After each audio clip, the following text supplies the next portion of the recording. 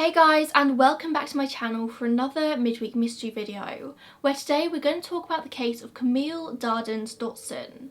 I was actually contacted by people very close to this case, including Camille's own daughter Ashley, to bring some awareness to her story. Camille hasn't been seen or heard from since September 1994 in Las Vegas, Nevada in the USA. This is a case with so many possible answers and, of course, shoddy police work. It seems to me to be a classic case of this woman didn't follow the law, so we don't care that she disappeared. It means so much to me when family members specifically contact me asking me to cover their loved ones' stories, so I really hope I can do Camille's story justice. Her story is a very interesting and sad one. Camille Dorothy Dardanes was born to an upper middle class family in Chicago on the 23rd of February in 1964, which would make her 56 years old if she's still alive today. She lived in the 70s in Chicago with her mother and attended St. Hilary and Jameson schools. Everyone who knew Camille as a girl / a young woman speaks of how she was highly intelligent, she was mature, and she was just beautiful. She was a semi-pro ice skater, a ballet dancer, and a straight-A student. People never would have guessed that her life would have ended up where it did. Everyone thought that she had a very bright future ahead of her. But life doesn't always go the way you would expect, and that is especially true in Camille's case. When she disappeared from Las Vegas in 1994 at 30 years old, Camille was 5'7" and between 125 to 145 pounds. She was a white female with medium-length brown hair and brown eyes. At the time of her disappearance, she may have used the different names Nicole, Renee or Kim, and the surnames Dardanes, Diaz or Clark. She had a tattoo on her right hip of a heart with the name Cruz inside, and her teeth were discoloured. She also had recently fractured her nose, which may have been misshapen. According to NamUs, Camille was not known to drive or have access to a car. Her last known residence was the Siegel Apartments at 2110 Paradise Road, apartment 26, and a friend the police interviewed said she last saw Camille around the 300 block of South Casino Center Boulevard in Vegas. Although it's not believed this is actually the last sighting of Camille. There's very little context as to where that statement came from and when exactly this was. When Camille was 21 years old, she hit the headlines. Hers was a name that a lot of people actually came to know. She had become fascinated with the story of a man called Gary Dotson, who in July 1979 was convicted of aggravated kidnapping and rape. He was sentenced to 25 to 50 years for the kidnapping and another 25 to 50 years for the rape, to be served concurrently. The victim, 16-year-old Kathleen Crowell Webb, identified Gary Dotson from a police mugbook and a police lineup. His face looked similar to the composite sketch of the perpetrator that she described. And at trial, a forensic analysis testified that they had examined semen on the victim's underwear and it matched Gary, that he found evidence of both type A and B blood. But both Kathleen and Gary had type B, so where did the A come from? The whole trial was based on very dodgy evidence to begin with. But then, in March 1985, Kathleen suddenly recanted her testimony. She said that she'd fabricated the rape to hide a consensual sexual encounter that she'd had with her boyfriend at the time. Despite this, prosecutors refused to take action, and Gary made motion for a new trial, but at a hearing the trial judge refused to order one, saying that Kathleen's original testimony was more believable than her recantation. The governor then also stated that he didn't believe the recantation and refused to pardon Gary.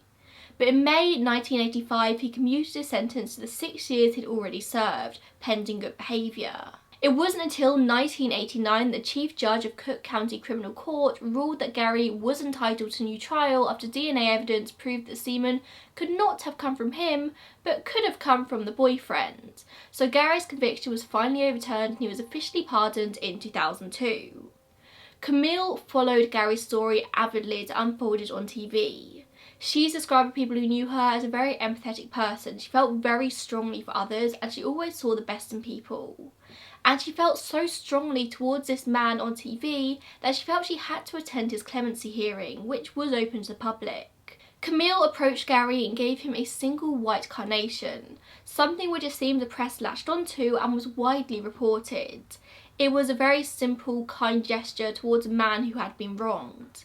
And Gary couldn't forget about this. He couldn't forget about the girl who gave him this flower. So soon after he was released, they connected and started dating. People describe it as love at first sight. Camille fell in love with Gary from the moment she saw him on her TV. and they married the very same year in 1985 in Las Vegas. It was a love story that everyone wanted to hear about. They made all the newspapers, even appearing once on Good Morning America. It was just this beautiful story in the face of something so awful. And everything was looking up for them. Kathleen even wrote a book about the case and what she'd gone through, why she did what she did, and gave all of the proceedings to Gary, only keeping what she would need to pay the taxes.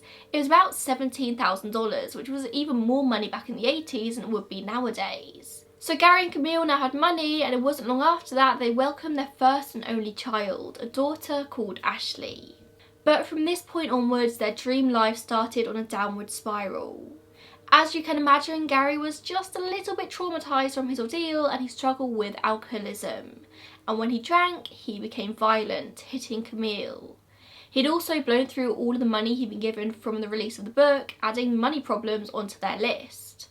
On one occasion, Camille ended up calling the police after not only did he hit her, but threatened to hurt little Ashley too. And he admitted this too when he was put in front of the Illinois Parole Board.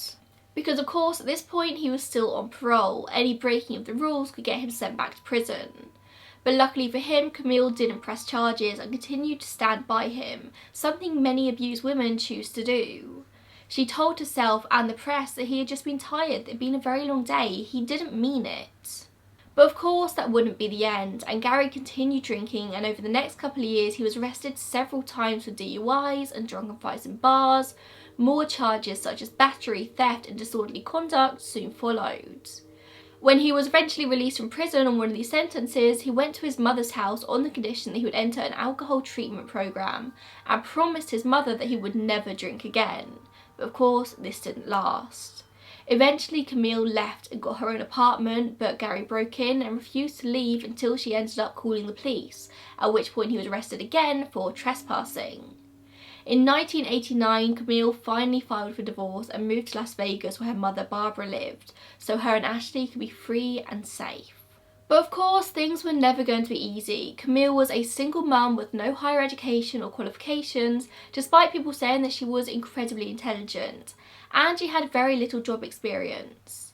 In Vegas, she starts to work at a number of diner and bar jobs, waiting on tables and bartending. But they're very poorly paid and it just wasn't enough to support her family. So she begins dancing at a number of local strip clubs. As I'm sure you can probably imagine, stripping is a lucrative business on and off the Las Vegas Strip. She worked at the Crazy Horse Topless Saloon on Paradise and Flamingo, and the second club in this chain as well, the Crazy Horse 2 on Industrial Road, just a few blocks west of the Strip. It was whilst working in these clubs that Camille began using drugs, marijuana and cocaine, and she also smoked, her chosen brand being Marlboro. It was around this time that Camille met a man called George Diaz, known as Cruz.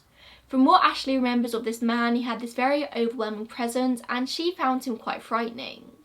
Cruz had a criminal past that it seems Camille was unaware of at the time. But despite this, Cruz and Camille get married soon after, Camille even getting his name tattooed on her hip in a heart. And once again, as you can imagine, it was not a happy marriage. Cruz was physically abusive. He is allegedly known to have raped her and even beat her at one point to the point of broken bones. They lived in a complex near Treasure Island at the time, probably the Villa de Flores apartments. Due to what she was dealing with at home, Camille began to get more and more dependent on drugs. She formed a serious crack cocaine addiction. And as her life spiralled out of control, Camille also began to get involved with prostitution. At first it would just be the guys she danced for at the clubs, but later on she'd be out in the streets looking for customers. As a result, she would be arrested pretty regularly. Early on in this time of her life, it was decided that her daughter would stay with Camille's mother Barbara, just until she got her life back on track.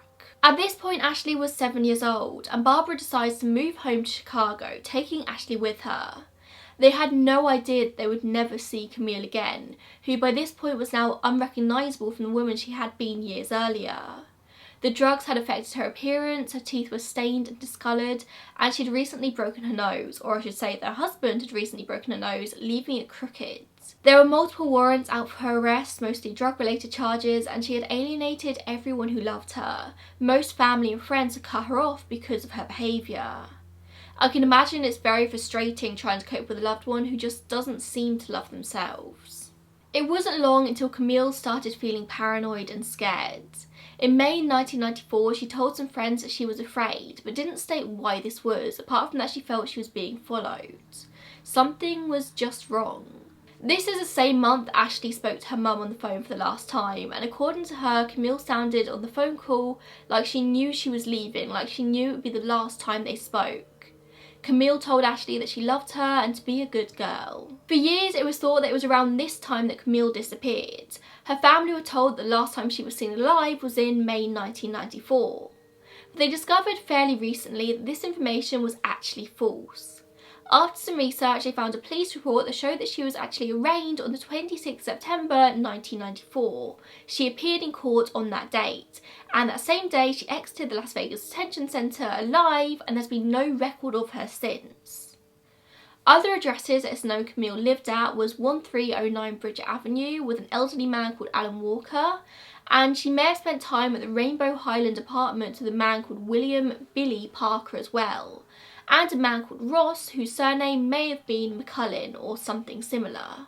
At the time of her disappearance though, she was living with Francisco Kiko Fernandez in the Siegel Apartments at 2110 Paradise Road, right under the Stratosphere, which is at the very top of the strip. It's not known if the relationship with Kiko was a romantic one, but it does seem that she was estranged from her husband Cruz by this point, and Kiko had recently split from a long-term girlfriend called Melinda Ortiz. At this apartment, it's thought that she spent time with a woman who went by the name Deanna Hewlin. This Deanna was later hunted down. It was found that the friend going by this name was not the real Deanna at all, and had in fact just been using Deanna Hewlin's ID after her wallet had gone missing during a holiday to Vegas. So this was a complete dead end. They still don't know what Deanna's real identity really was. On the 2nd of September 1994, a resident of the Siegel Apartments called the police after hearing loud noises in a nearby apartment, like a man yelling at a very upset woman. The Las Vegas police arrived to investigate this as a domestic dispute, and find that the man and woman were Camille and Kiko. Camille was visibly upset when the police turned up, but she said that she was okay, she didn't need any help, and the police could leave. Maybe she was telling the truth, but it's also known that the last time the police turned up to help her with a domestic abuse incident, Camille was the one who ended up being arrested after they found out that there was a warrant out for her arrest. So understandably, she didn't really trust the police. Despite Camille's refusal to accept help, the police insisted on entering the apartment. The police report for this noted that Camille was very shaken up and that Kiko was acting very erratically. They found a small brown package on the ground labelled for Kiko, so they opened it up and inside they found drugs. And just as Camille probably expected would happen, she ended up being arrested alongside Kiko, despite her pointing out they were not her drugs and they were even labelled with Kiko's name, not hers. She begged them not to arrest her, but they did anyway. She was held in the Las Vegas Detention Centre until her arraignment on the 26th. Which, as I previously said, was the last record of her being alive. She was given a court date for this in January 1995, but she never turned up for this, and it's noted that they were unable to find the defendant. Not long after Camille disappeared, Barbara moved back to Vegas with Ashley, and finds that her daughter is nowhere to be found. After a few weeks of being completely unable to find her, Barbara goes to the Las Vegas Metro Police Department to report Camille as missing. That's on the 27th of April 1995. But of course she found the police didn't really care. They never even attempted to search for Camille. The original police report reads, "We have no reason to believe the missing person met with foul play or suspicious circumstances, so we have reclassified the case from unfounded to 0. That was by July 1995, just 3 months after the original report. They reclassified this entire case as 0. They weren't even going to attempt to search for her. I'm not sure what about Camille's lifestyle would lead them to believe that she didn't meet with foul play. She had an abusive husband, was addicted to crack cocaine, and was a sex worker, which all red flags to me that she may well have found herself in a bad situation. But the police just didn't care. So Barbara, of course, takes it upon herself to find her daughter. All around Las Vegas, she hung missing person posters and visited all of the places Camille was known to work, and spoke to locals. Nothing came of this though, and without police help, there wasn't much more she could do. Camille had just disappeared and nobody knew when. She could have disappeared the night of the arraignment in September, or it could have been the night before her court date in January, or literally any day in between. There's no actual timeline here, just a vague few months in which something probably happened to her. Despite Barbara trying to talk to people at the time and Ashley attempting to talk to people now, track down old friends and acquaintances, they're not able to find much, probably due to how much time has passed. They're actually looking to speak to Cruz Kiko, his ex-girlfriend Melinda Ortiz, the woman who was known as Deanna Hewlin, Billy Parker, Ross McCullin, or literally anyone who knew them at the time. They just want to talk to anyone possible to see if they can learn anything new about Camille's case. It's thought that Kiko may have left the country, possibly fleeing to Mexico or Cuba, and Ashley thinks it could be possible that he helped Camille flee as well. She lives in hope that her mother's still alive, saying, "My aunt and grandma both saw psychics many years ago and they both predicted that she was alive, hiding in a foreign country." It doesn't really mean much, but I suppose it's something to hold on to. The belief that maybe Camille has managed to turn her life around and has managed to go the last 26 years without any more drug arrests. It's unlikely, but it's not impossible. The same goes for Kiko though, who also had a long criminal record, including several charges for domestic battery, 2 of which specify attempted strangulation. This was not a good guy. Camille just didn't have luck with men. Every single man she ended up with seemed to be abusive. Years later, her second husband Cruz was actually convicted of attempted murder, not of Camille but of somebody else. But he never actually filed for divorce, so I suppose technically they're still married. They have tried to contact Cruz to get more information, but they've not had much luck. In 2003, one of Camille's childhood friends called Sherry Miller heard about Camille's disappearance and decided to call the Las Vegas Metro PD to ask if there was any updates in this case, only to learn that no investigation existed. That the report had apparently been mysteriously deleted from their system just weeks after it had been filed, and nobody apparently understood why. At that point, the Las Vegas PD had to admit that 9 years without anybody hearing from Camille was probably quite serious, so finally her case was reclassified from 0 to endangered on a new missing persons report they'd filed. But by this point she'd been missing for 9 years, and that's going to make it pretty difficult to find any significant leads. People have moved on, memories have faded, any clues or evidence are probably long gone. People don't really tend to stay in Vegas very long. People tend to come for a year or so, then they just tend to move on. Ashley provided the police with DNA in case they could link it to any unidentified bodies, but of course this never led to anything. And then for years, once again, there was nothing done in this case. The police still didn't really seem to care, getting even small things wrong.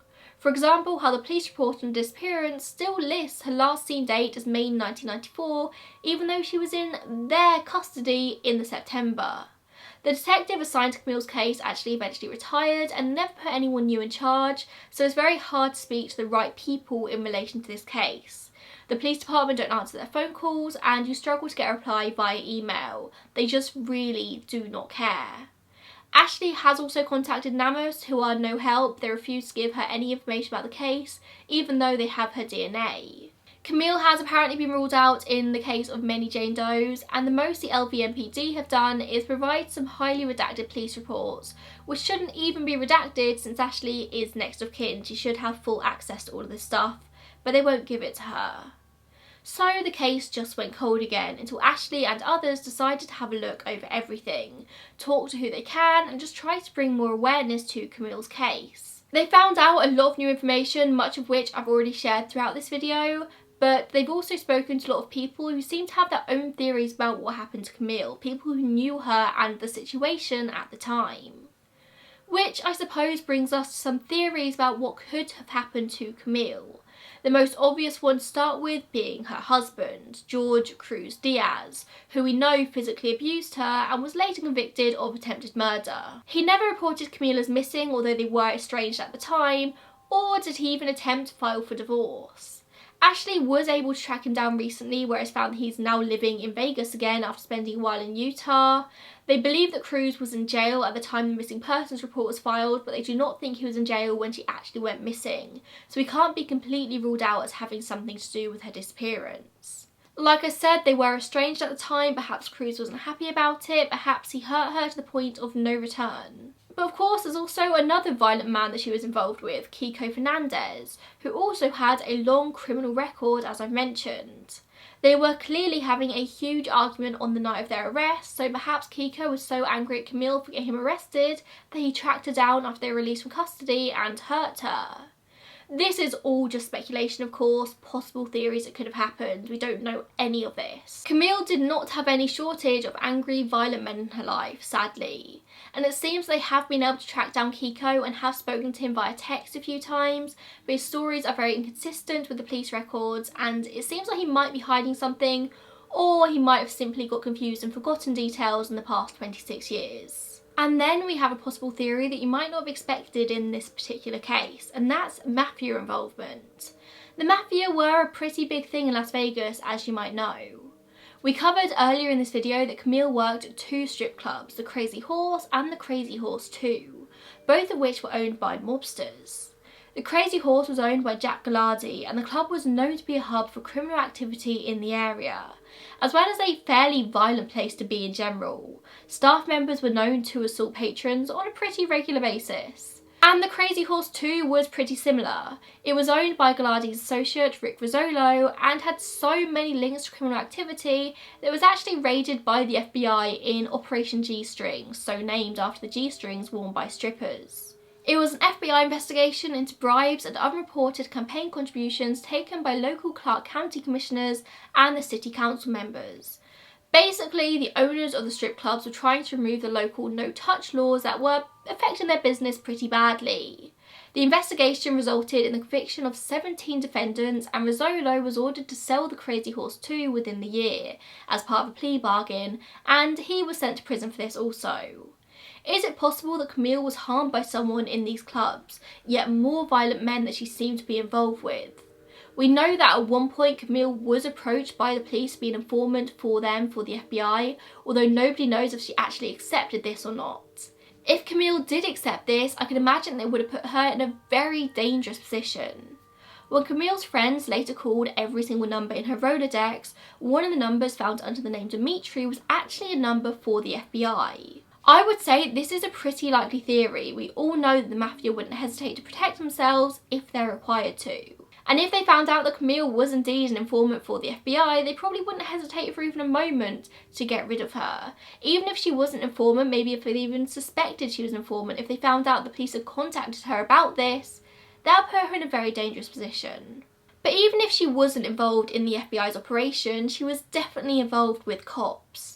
There was one friend who recalled Camille spending a lot of time with the cops shortly before she disappeared, which could potentially explain her missing persons report being mysteriously deleted, somebody on the inside covering something up. If this cop has anything to do with her disappearance, then that makes sense. Ashley even remembers Camille knowing cops when she was still living in Vegas with her, and they would often receive lifts around town from them. One fellow dancer said that this dirty cop Camille was hanging around with may have been a man called Officer William Brooks, who was a former vice cop who was a regular at the clubs on the strip in the early 90s. He would convince the girls to let him pimp them out and eventually went to prison for cocaine trafficking, which is where he died. Did Camille get in trouble potentially with the Mafia because of her close connection with the police, or was it this dirty cop specifically who might have harmed her? Or there's the theory of the 1%ers, a biker gang from the area. Now there's not loads on this theory, but according to a friend at the time, there was a rumour going around that these 1%ers felt like Camille knew too much. About exactly what, I'm not too sure. So they apparently killed her and buried her in the desert. There's no actual evidence of Camille being involved with biker gangs, except for the fact that she worked at the strip clubs and biker gangs tend to hang out there a lot. But apparently this tip was from a fairly reliable source. So Camille was potentially involved in a lot of dodgy behaviour, abusive husbands, the Mafia, biker gangs, dirty cops, the FBI, her own drug addiction. She lived a life that seems so far removed from what most people would ever experience. She must have been dealing with so much at all times. But she was also a sex worker, and from many of my previous videos we all know how much more likely sex workers are to be murdered than the average woman. Her clients were from both the strip club and from the strip, and she had no problems getting in cars with random men. It's just as likely that one of these random men ended up hurting her than any of the dodgy men she was dealing with in her personal life. And there's no shortage of places to bury a body around Las Vegas. It's literally a city in the desert. And the final theory is that maybe she's still alive. Maybe Camille ran away somewhere. She certainly had reason to do this. Perhaps she's alive somewhere in Central or South America. There were definitely people around her who could have helped her do such a thing. They do doubt that Camille is still alive today, but it's just a small hope to cling on to. If she did manage to get clean and stay out of any criminal activity wherever she ended up, then perhaps she is alive and maybe living a new life. You would think she might have returned to the USA once the statute of limitations ended on her crimes. Maybe she's just happy.